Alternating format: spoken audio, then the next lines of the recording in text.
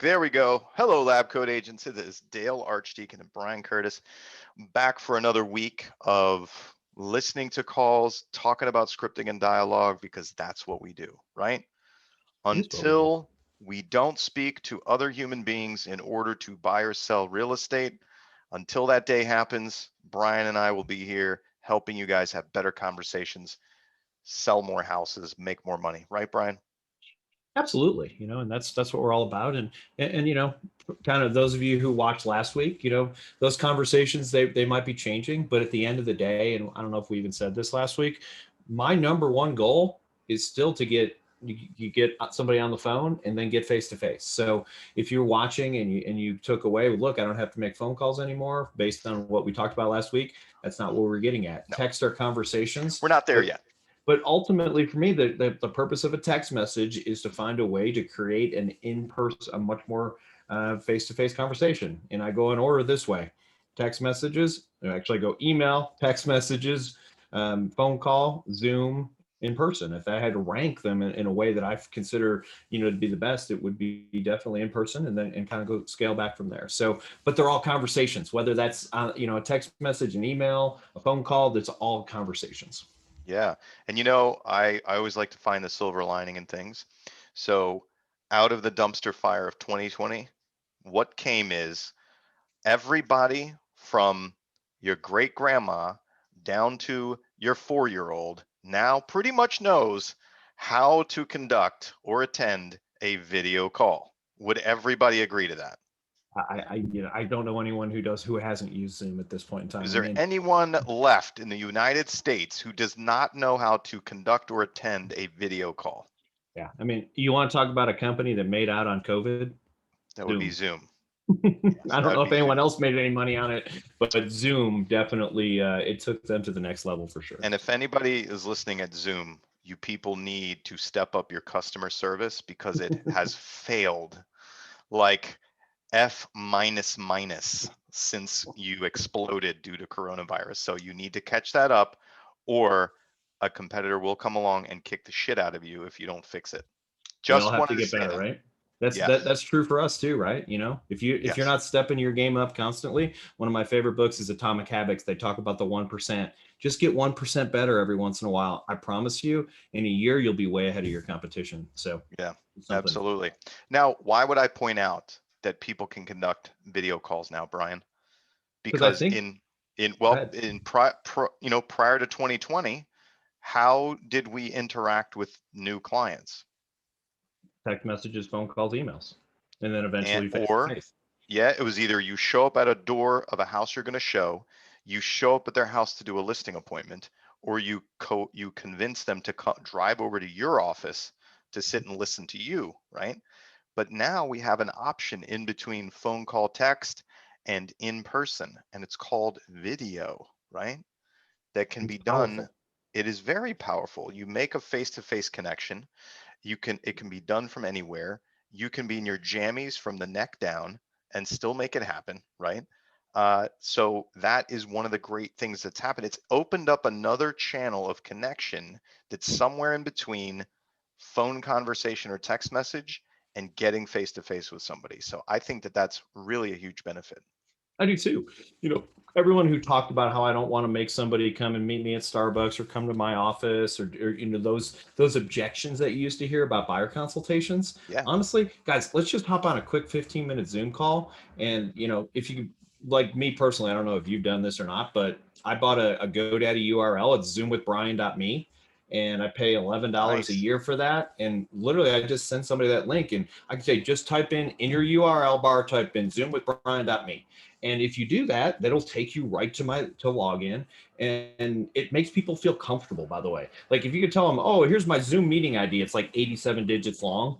It shouldn't scare people, but it does. It's like, oh, I don't want to. So that's my free advice. That has absolutely nothing to do with Cash Call today. Go buy a URL. And you can buy .infos, you can buy .me's. It doesn't have to be .com. It's not like somebody's going to be using it to Google you or find you. You don't have to worry about the SEO value of it. Something very simple.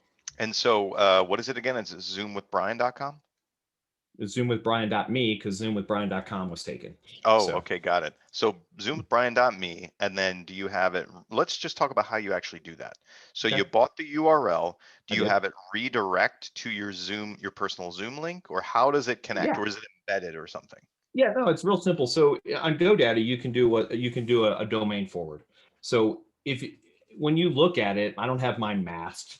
So when you actually, if you type in Zoom with Brian.me, our team meeting's probably over now, so you probably won't see anybody. But you would literally, go to my URL and you'll see it has it's whatever Zoom is. It's not even masked. It has that ridiculous long thing in there. After you hit enter, it'll say www.zoom and then that backslash and then that real long number that's everybody's personal meeting number. So it's transparent to people. It's simple. It's easy. You can buy any URL and forward it. And it's really easy to do on GoDaddy. If you don't know how to do it on GoDaddy, they'll talk you through it. Call customer service. They'll literally talk you through how to forward a URL. How do I know that? The very first URL I forwarded, I didn't know how to do it. 15 years ago, I called GoDaddy and they literally just talked me through how to forward a URL. It's really easy. And so do you use, now I know I know Zoom because we use it in my company too. You either have to have the waiting room enabled or you have to have a passcode. So do Right. you have it set to waiting room and it just shows you when somebody's waiting to come in and you let them in? Yeah, it really annoys me. I wish that Zoom would think that we were smart enough to decide when we wanted to use that or not, but they have not decided that. So This is why they've shit the bed, is because they got so busy that they could not pay attention to all their customers. They couldn't really focus on that stuff, so they just made that blanket rule to prevent weird people from showing up in meetings because they aren't spending their time on customer service or experience. yeah, so I just set it up, and when I start my Zoom meeting, I actually, and those of you who don't know how to do this, is real simple. I click on the participants button down at the bottom of the page, and I sit there and I watch. And it's annoying because for 3, 4, or 5 minutes, I got to sit there and watch and let everybody in. So, or you can set up a passcode, and I'm going to suggest that that's actually, there's a third option. If you're doing it at your own team and they're logged into Zoom under the same, so for example, our everybody who works at my company is, if Dale was at my company, he would be Dale at searchnwa.com. I'm Brian at search. Everyone's the same. If you have that URL in your thing, it will let you in. You can set it up that way, but that doesn't work if you're working with people outside of your own URL. Got it. Okay, great. Um, Excellent. So, I know that we got off topic. We didn't actually talk about this being the topic for today. I might have Yeah, to like we go and just change the subject. Um, but the reason I'm pointing this out is because it opens up a lot of opportunity for us to get to get video to video with nurtures, right? With leads that we want to get out there, with people who are saying, well, I'm just gonna keep searching the internet, and when I see something I want, I'll call you, right? I'm not ready to buy now, but maybe I'll be buying 4 months from now. Yeah, you can keep sending me properties. Both of those people, this is a perfect opportunity to say, hey, Brian, that makes a lot of sense. No reason to go out there looking at stuff that you might not be interested in at the moment. Here's what we can do. If we jump on a quick, I don't know, 10 or 15-minute video call, I can share my screen with you, and you and I can personally go through my MLS, which you can't, most consumers don't have access to, and we can look at properties together. We can just window shop together real quick. I can get a much better understanding of what you really are looking for, so that when I'm out there seeing potential properties before they hit the internet, I can keep you in mind and put it in front of you. Can we do that today? Would you be free for 15 minutes? Yeah, absolutely. And that's a great script. And here's another one that we've really been pushing, and maybe we'll do a call on this. So I'm working with a company called AC Qualify right now, and I'm pitching them because it costs exactly $0 to use them. So I'm not making any money on this. They're not making any money specifically on the part that I'm going to talk about. So I'm not, I think sometimes we talk about products and people are like, oh, that's a great product, I'll look into it. And they're like, oh, it's $1,000 a month. Of course it's a great product. This is not. Well, This is actually free to the agent. And basically, one of the things that I like to talk with people about who tell me they're an extended period of time out, 4, 6, 12, even 18 months out, is like, Dale, that's perfect. You are literally in the perfect situation. I deal with a lot of people who wait to the very last minute to figure out what's happening happening and like, oh my gosh, I got to buy a house in 30 days. So I want to applaud you for being someone who's being a little bit more prepared and having a little bit better process with that. So with that in mind, one of the things that a lot of people don't look at, do you have any idea what your credit score is? And here's the thing, if you talk to 100 people, I would be surprised if 40 of them knew their credit score. I really would. It's getting more and more today, but so they can say, they're probably going to say no. And I would follow up with this, guys, you've got 6 months since you mentioned you're going to try and buy in about 6 months. Why don't we do this? Why don't we jump on a quick Zoom call? I can pull your credit. It's a soft credit pull. And what I mean by that is it will not hurt your credit score. It's not going to damage you in any way. And it'll give you an idea. And here's why I think that's important, because oftentimes people don't know what their credit score is and they have no reason to believe it would be bad, but something happens. Like we've had people who's, had the same name as somebody else and literally get bad credit on there. It's not theirs. There's lots of different things that can happen, or somebody reported something incorrectly, or heck, maybe you missed a payment and didn't even know it. I'm not saying that's you, but it has happened to the best of us. So with that in mind, I could jump on a quick Zoom call. We could pull your credit. You can see it right there. And that way, if you're not where you want to be, we can get you with somebody who can, in the next 6 months, get your credit score up significantly. All I'm doing with this script is coming up with another reason to get them on the phone. And I'm also offering them a value. By the way, when you ask somebody to do something, you want to try and offer them a value. It makes the law of reciprocity kick in. If I give you something, whether you know it or not, you feel obligated to give something back to me. I mean, I don't know how many people are Big Bang Theory people. I love Big Bang Theory, but they made a joke about how we kind of give presents in this country. Like, okay, in the days of getting gift cards, so it's Dale's birthday, I'm going to send him a $50 gift card. You know what he's going to do on my birthday? He's going to send me a $50 gift card. The only person who made money on that's the people who make the gift cards to activate the darn things for $3. But we're just passing stuff back and forth. But why are we doing that? Well, I feel obligated. Well, Dale sent me a birthday present. I guess I better do the same thing. That is a real thing. It happens to human beings. It happens every day. Offer somebody something, they will feel more obligated to reciprocate in some way, shape, or form.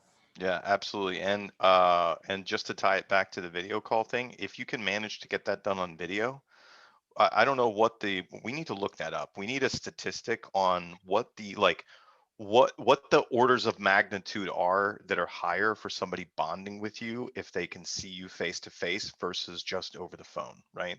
Especially just over text, right?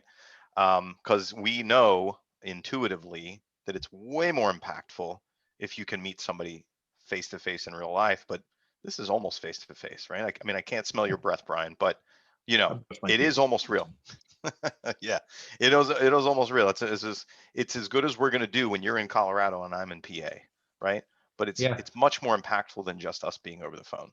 And by the way, we talk about this, and I don't know if we're going to get a chance to listen to some calls today, but we have some queued up if we need to.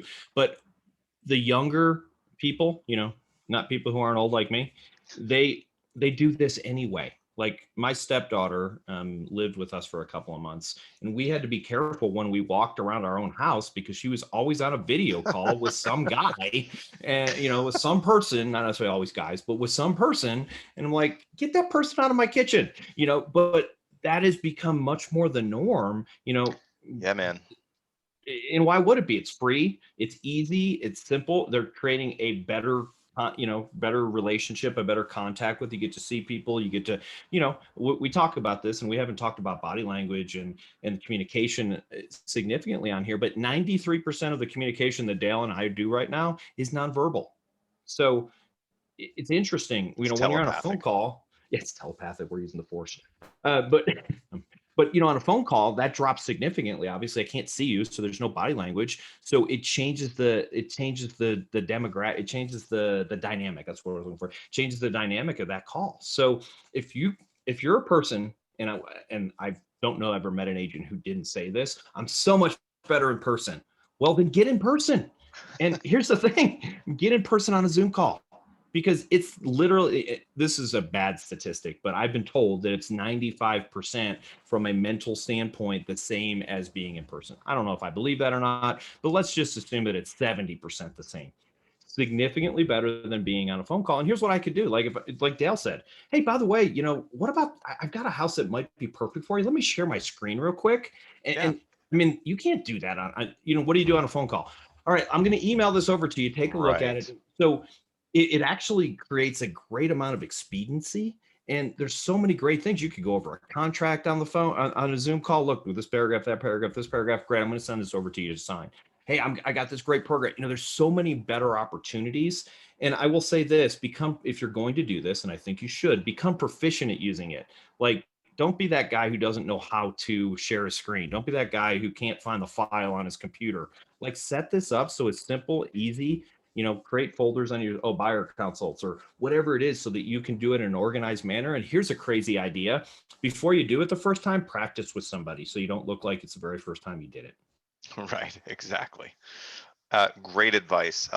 Okay, so I just wanted to get that in there because this is an opportunity that we're coaching on, we're training people on, and they're using it with really good efficiency. And we know that you can make a better bond with your nurturers. You can make a better bond with those A, Bs, and Cs, right? Who aren't, if they're going out looking with you, great. Mix in some of the video stuff if it goes too far between you being face to face with them and them still nurturing, so that you don't have the opportunity of losing them or they don't fall out of love with you, right? We want to keep the love alive. You know what I mean? Like, so if there's too long in between, do some video in there, look at some listings together.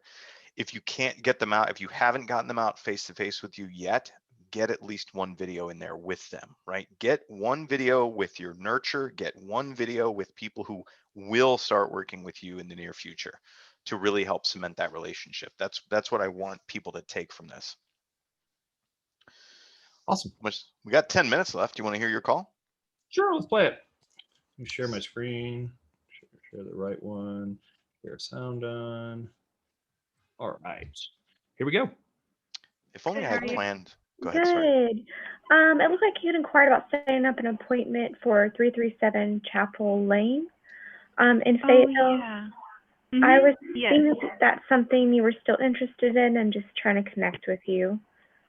I think I will pass at this time, but I'm still looking. Okay. But I think we decided to pass on that property. Okay. Do you mind me asking, are you working with another buyer's agent?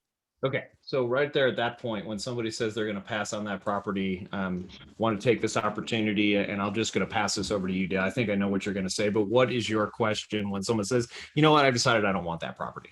Oh, got it. Well, what made you change your mind about it? I'm just going to do this. Yeah, it's opportunity discovery, right? Yeah. So instead of moving on to something else, and I'm giving Dale all the credit for this. This is just a different version of follow the no, right? Right. That's all you're doing. Exactly. Their no is I don't want to go see that property. Perfect. I completely understand that. People change their mind all the time. Out of curiosity, what is it that you didn't like about that property? Yeah. What made you change your mind? And we're always asking them, what do you want to buy? She just essentially said, I see something I don't want to buy. Hey, tell me how you know you don't want to buy it, right? Not that I'm trying to change your mind, but I'm just figuring out what you don't want, right? Just like we try to figure out what you do want. That's a very easy segue and something that, is top of mind for her, something that's easy for her to answer, doesn't sound salesy. And instead what we heard is this person switch over to, do you have an agent working for you? And I don't think we have permission to get there yet with this complete stranger. I mean, we're 36 seconds into the call. Yeah.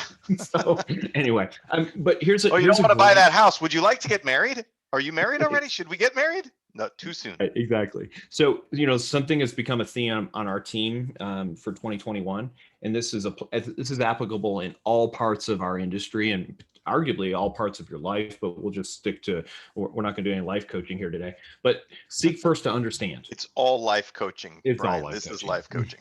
But seek first to understand. So what do we need to do? We're trying to understand why this person no longer wants to see this house. They made an inquiry. They were interested in this house. Trying to understand somebody. Guess what? When people feel understood, they like you. Yeah. So what changed your mind about that property, right? I'm not here to sell it to you. I'm just going to have a conversation and ask you the easiest, most obvious question. And I will also say, going to, do you have an agent, now feels like an interrogation. It now feels like I'm going into salesperson mode. Right. So, Robbie talked about this last week when he was talking about text. Have a conversation. And I can't say that enough. Have conversation. Yeah, you know what? This would be a great example, Brian, is if you took what just got said here in the interaction and you put it into text, and this person says, yeah, we decided we're going to pass. Oh, okay. do you have an agent? If you read that, you'd be like, that's not conversational. No, you literally went from talking about a house to, are you working with somebody? It's Right. not a good transition. So Yeah, anyway, I think it's even more obvious if you put it into text like that, because you'd be like, you that's know not what? conversational. I think we just learned a valuable training tool that potentially we Yes, could use, Dale. And we I don't did. think we created it on purpose, but I'm going to give No, Dale credit. He created this little training tool. So anybody who's watching, if you're having a conversation, write it out and look at it and go, what if this was a text conversation? Would it make any sense? And the answer is, it would be what I would refer to as a non sequitur. You know, Yeah. we're talking about Star Wars and it's a great movie. And all of a sudden you go, yeah, I like Indiana Jones. Like, what? What does that have to do with Star a Wars? hard left, right? It You was know? a hard left. Yeah. So understand that there's definitely times where you need to transition, and that transition can be challenging, but don't it's abrupt, and people don't like abrupt. So anyway, let's listen to more. And currently? Not at the moment. Okay. Well, I mean, I'd be happy to take a look on the market for you and see what's out there. Okay. For instance, like this home, let me see when it was listed. The houses are going really fast. So you Yes. could still go see that house, but it went under contract almost immediately. Okay, yeah. So it really does help to be like on a listing alert that'll update your Right. email when something hits the market. What Okay, are you yeah. all looking for? Let me say this. One of the things I really think that we need to focus on in 2021, if you want to be a successful agent working with buyers, is stop relying on an email as a notification system. Yeah. So I don't know the percentage of emails that are read, but it's less than 20. I feel confident in that. I don't know the actual number. But when we're pitching to people, oh, I'm going to set you up on this listing alert, stop it. Provide them some value. I'll tell you what, I'm going to set up an alert. It'll send you some emails. But what I'm also going to do is notify myself. And if I see anything that makes sense for you, would you prefer that I text those to you, or would you prefer that I give you a call? That brings more, it makes you bring more value to it too, right? Like anybody can Absolutely. send me emails. I can go on the internet and set up my own search and get emails, right?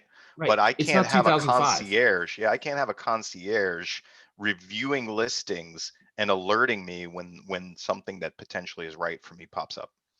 Yeah, and it's interesting. So I listened to a thing with Robert Slack the other day. He hired 4 VAs. If you guys don't know who Robert Slack is, the #1 real estate agent in the country. So he hired 4 VAs, and their entire job is to go through YLOPO, and YLOPO is just it's a system like many other ones, and to send push text listings. That's all. That's their entire job. Go through, look at something that might be applicable to them, and send those people text listings. I love that. I mean, 4 people. Now, granted, he's got a huge team and a huge database, but my point is stop acting like email. Email's lazy. I'm sorry, it is. It's not. And I'm not saying we don't use email, but stop using it as a value proposition for sending people listings. It does not have the value it did 10 years ago. Yeah, exactly. Probably at least 3 bedrooms, 2 baths, Okay. backyard, somewhere between like 175 to probably no more than like 210. Okay. And location? Fayetteville, Farmington. Can you pause it? I think those. Am I the only one who really wants to know how she disqualified that house? I'm still stuck on that. Like that question I want to know, right? It's so important to like who you are and how you make decisions, and how you're doing things. But I hope she gets it answered here. Yeah. And I'll say this, by the way, and I don't know if you guys all use this when you're showing property. I'm changing gears slightly, but I think it makes Dale's point. My favorite question to ask somebody if they decide that it's not a house they're interested in, is not what do you like about it? It's what you don't like about it. So Dale, you rated this house as 6 out of 10. We've rated other houses today, 7s and 8s. What is it that you don't like about this house? Oh, I don't like this, that. Perfect. Now I understand. Oh, this house has a 2-car garage and a 3-car garage is a deal breaker for you. Or the yard, for me, the yard's too big and I don't want to mow the darn thing. Whatever it happens to be, then what they don't like is arguably more important than what they do. Yep. Agreed. Maybe Elkins, but Okay. we'd like to stay in Fayetteville. Okay. Would you be open to Prairie Grove at all? Possibly, yes. Okay. What's your timeline looking like to move? When ideally, depending on your situation? Our lease ends in May. Okay. So hopefully before then. Okay.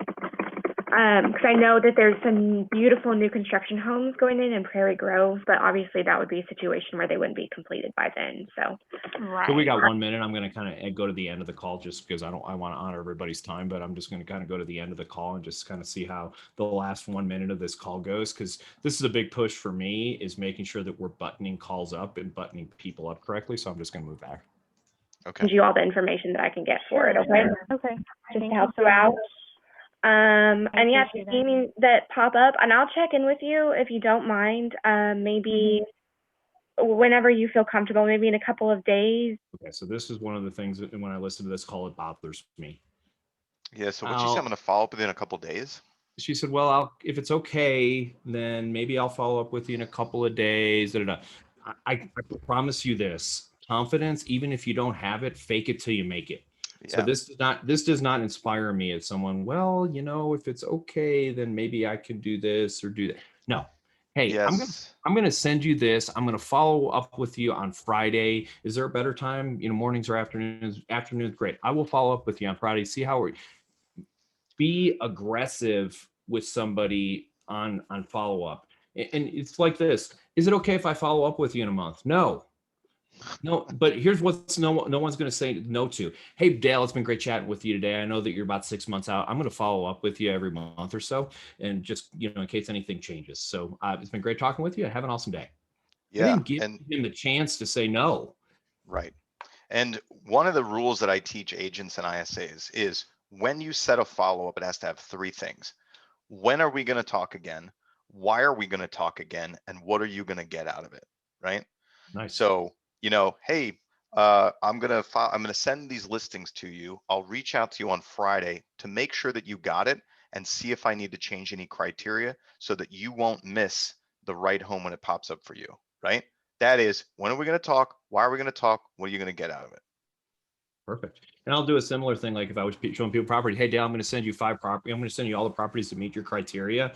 And, I'll send those over in email. When you get an opportunity, review those. I'm going to call you tomorrow at 4:00, and then we'll talk about which properties make the most sense for us to set an appointment up to go see in person. There we go. That's telling them what we're going to do and what are we doing. And you guys have all heard me say this 100 times. I want to work with somebody who has a plan. Why? Because this is not my area of expertise. Buying a house, not mine. The person.